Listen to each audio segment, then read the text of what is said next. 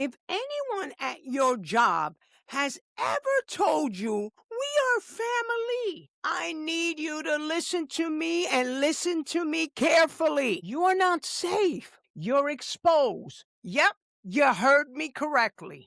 I've spent over 30 years in HR. I have written those termination letters. I have sat in those meetings where good people who thought they had a family got walked out 25 minutes later.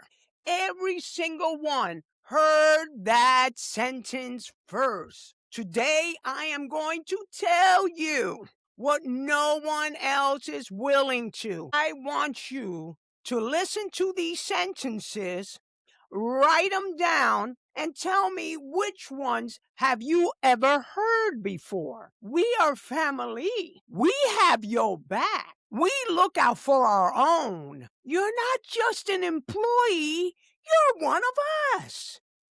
This isn't just a job, it's a calling. We work hard, we play hard, but we love each other. We're all in this together. You can come to me with anything. My door's always open. Let that process. Which one? How many of them have you heard? 3, 5, or 8? Stick with me to the end, because you're going to want the 3 things that you must do to be safe at work. I want you to understand something. These sentences are not warmth. They're a vocabulary. They are a script. They're the same 8 sentences that are said in every toxic company, every toxic ministry, demanding nonprofit, Fortune 500. Yeah, I know I'm going to get a lot of hate for what I'm saying. I'm not saying all companies are created equal, but there's toxic companies in everything, including in Christian ministry. I said it. And shame on them pastors that are not paying their people right. I'm just saying. The warmth in those messages that they want you to believe, it's a form of manipulation. They're not being truthful. I know I'm going on my tangent. It's too early in the video, but I can't help myself. And here's why it works. It works on you specifically because if they know that you were raised as a believer, you have to love your job. That a good boss is a good father. That a good team is a good family. And that if you are called in close, it means they're protecting you. Not necessarily. I'm here to tell you that if they call you in close, that's so you could stop watching the door. Boom. Yeah, I said it. Think about it. I want to now specifically talk to my believers for a moment. You came up in church and you were taught loyalty's a virtue, that long suffering is a fruit, that serving without complaints, it's a form of worship. And you know, that stuff makes me angry when people use it to manipulate good people. That the laborer is worthy of his hire, but the laborer who complains is the one with the problem. And the people who run the companies, they know that. They know that workers who come from a faith tradition will go further, will stay later, will take less, and they'll complain quieter than the workers who don't believe that. They know that the language of family disarms you in a way that it doesn't disarm someone else. They know that the words, we are family, make you give them something you would never give a stranger. And that's a good song. I grew up on that. We are family. You gave them your weekends. You gave them your boundary. You gave them your peace on Sunday night. And I hope you're not working on Sunday. Stop it.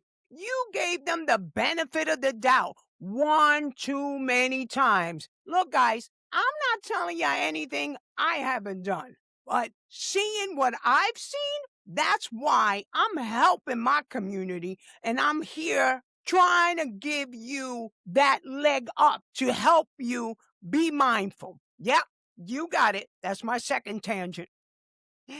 Y'all know how I do. So you gave them the benefit of the doubt one too many times. And you do it because they say the magic word. I want you to hear me. It's not your fault. You were taught, and you were taught well. The fault is the people who've learned that and use that against you because you're a faith believer, and they're basically taking advantage of that.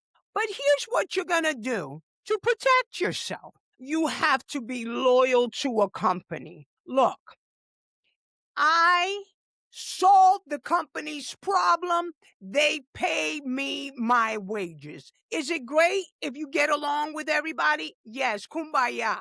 But we all know that's not how that works. It doesn't matter if it's 10 employees or a Fortune 500 company with 10 million employees. It doesn't matter. And in between, you're going to have issues at work. Yes, people want to work 20, 30 years at a company. Listen to me. And as a Christian, it's not that I'm not a believer, but listen to me. Nowadays, that doesn't happen. How many of us, we know family members, friends that are laid off, get fired, they are walked out with their box. They worked at a company for 10, 20 years, and they still got walked out. They missed events for their family because they had to work. You need to work. We need to work. And we should enjoy our jobs. I want you to hear me. This is not your fault. You were taught this. You were taught well. The fault is the people who've learned this and they use your faith against you. That same faith that is supposed to protect you. This is not loyalty. This is theft. Yeah, I said it. Let me show you the math because the math does not lie. A family does not have a severance agreement.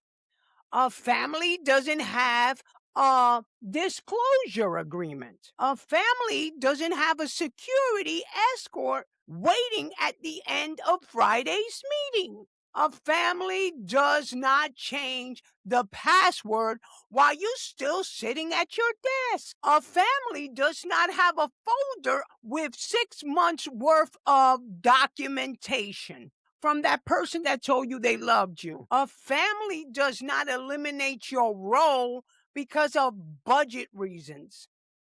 A family does not say, it's not personal, it's just business. That one I hate the most. And if your family does say that, oops, I'm just saying, you might need to switch families as well. If any of what I just listed has ever been done to somebody at your company, somebody you watched walk out the door, somebody that you send a text to, and then you start thinking to yourself, I can't believe they fired so-and-so. They used to say to him or her, they were family. Yeah, let that resonate. And that's something else is what's working inside you right now. The question whether you are willing to keep paying the price for believing them. I want to tell you what I have seen. And because I believe in patterns, patterns matters. Listen to me. I've seen a woman work 15 years for a company. She gave them every birthday, every snow day, every late night. They told her she was family. They told her she was indispensable. They told her they would take care of her. The day they restructure, she was given 30 minutes to clear out her desk. The CEO, who used to go to her son's baseball game, all of a sudden didn't even show up for her exit meeting. Shocking. I've seen a man take a position for a small Christian nonprofit. They told him the work he was doing was rewarding in itself. They told him the team was his ministry. They told him to trust the mission. They so underpaid this poor man. He worked there nine years. His wife got sick, and he asked them to please be a little flexible with his schedule. The founder prayed over him in a meeting and then put him on a performance plan 2 weeks later. I've seen a director get promoted into the inner circle. The CEO took her for coffee every Friday. He called her his right hand. He told her she was the future of the company. 18 months later, he reorganized. Yep, you guessed it, gave her job to his college roommate's son and sent her a card. In every single case, guys, the warmth came first. Ooh, I love you, I love you. The closeness came first. And we are family came first. The blade came second. That is the pattern. That is always the pattern. And once you see the pattern, you cannot unsee it.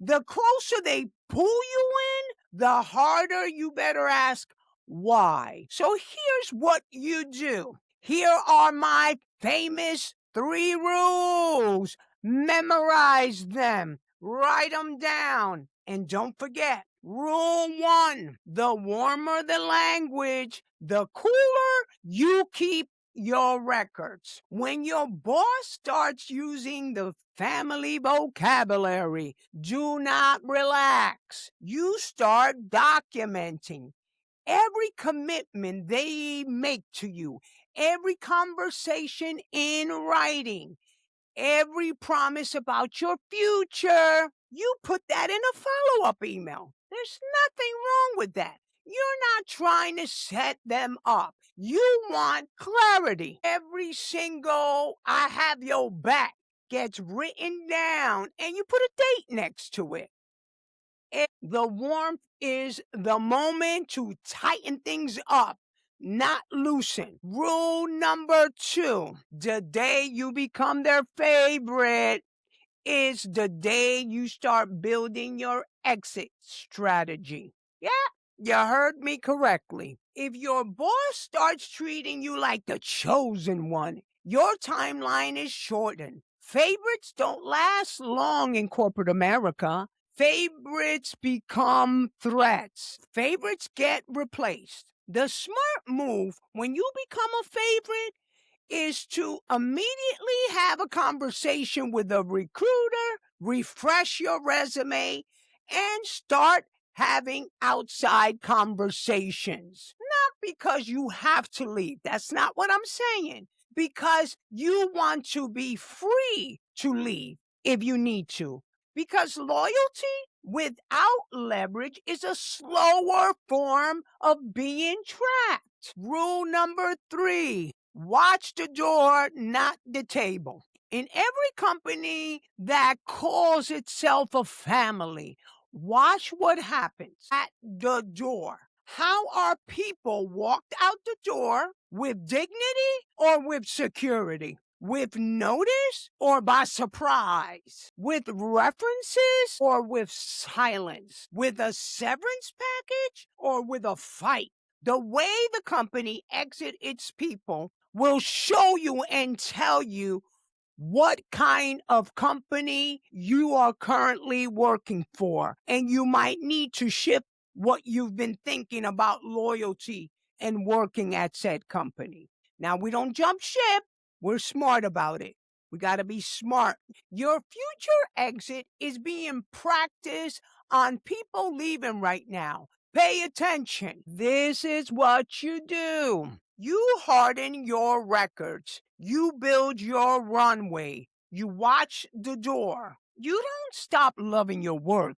You stop confusing your workplace with family. Proverbs 26, verse 24 and 25. That's not a verse about cynicism. It's a verse about wisdom. It is the same wisdom Jesus gave when he said, "Be wise as a serpent, but harmless as a dove." You can be a person of faith and still not be a fool. Don't be a fool. You can love your neighbor and still not hand them the keys to your house. Loving your work is not the same as trusting your employer. Being a faithful servant is not the same as being an unpaid one. Being a Christian at work does not mean turning off the part of your brain that knows something is wrong. If you heard yourself in this video, if your stomach dropped at one of those 8 sentences, you have been carrying that feeling for months at your job and something feels off and you could kind of feel it in the atmosphere, go with that feeling. Something's coming down the pipe. Just telling you. The Lord did not give you discernment so you could ignore it on Monday. Build your records, build your runway, and watch the door. And the next time somebody at work tells you, "We are family," and smiles, say thank you and go update your resume. Now, we all know, and you can't get mad at me, but how many people have I coached that say, "I didn't see this coming, Marisol. It hit me like a ton of bricks. I can't believe after I gave them." Hence, why I'm making this video for my community. Let's be smart. Harmless like a dove, but smart like a serpent. That makes me angry. That we always want to be like, but we got to, you forgive, you don't carry it with you, but is it time for you to leave before they escort you out the door? Loyalty, sometimes we want to believe it's both ways, but many times it's just a one way. I've seen this too many times. That was my last tangent, guys. So do me a favor. Check out my links below. I have so many useful links.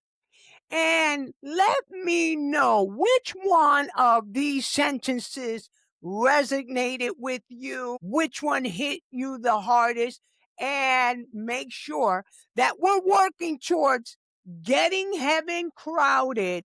And make sure you like and subscribe. Y'all know my goal. We got to get 100K. You're my community. Help a sister out. And remember, we don't function by fear because God before us, who could be against us? Huh? My beautiful community, we are blessed by the best. And what are you going to do today? Put in the comments. Put it in the comments, guys. I will see you in my next one. Remember, we are blessed by the best. Make sure you like and share.